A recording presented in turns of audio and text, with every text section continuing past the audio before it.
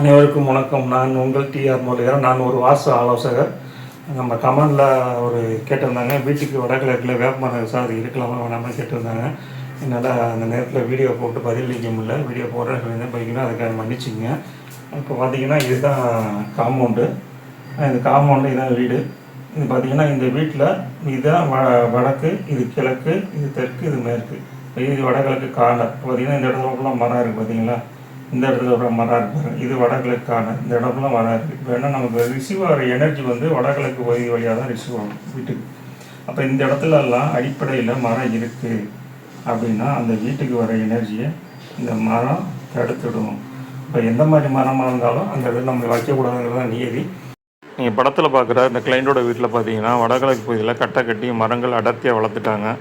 இதனால் என்னென்னா அந்த எனர்ஜி வெளியில் ப்ளோ ஆகாமல் அதுக்குள்ளேயே எனர்ஜி ப்ளோ ஆகிட்டு இருக்கும். நம்ம உடனே அதை அகற்ற சொல்லியிருந்தோம். அதை அகற்றினதுக்கப்புறம் பார்த்திங்கன்னா அந்த வடகிழக்கோட பகுதியோட பலன் அவங்களுக்கு 1 by 1 கிடைக்க ஆரம்பிச்சிச்சு. அவங்களும் ரொம்ப மகிழ்ச்சியாக எனக்கு ரிவ்யூ கொடுத்துருந்தாங்க. அவங்களுக்கு இந்த வீடியோ வாயில நம்ம நன்றியை சொல்லிக்கிறோம்.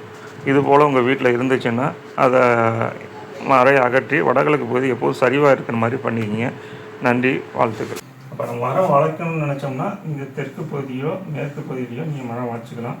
அது ரொம்ப பெட்டராக இருக்கும். அது இந்த வீட்டுக்கு நல்ல விஷயங்களை கொடுக்கக்கூடிய விஷயமாக இருக்கும். இன்னும் இது சம்மந்தமாக சரௌண்டிங் சப்ஜெக்ட்டு ஒன்று இருக்குது. அது சம்மந்தமாக நான் உங்களுக்கு விளக்கமாக இன்னொரு வீடியோவில் சொல்கிறேன். நன்றி, வணக்கம், வாழ்க வளமுடன்.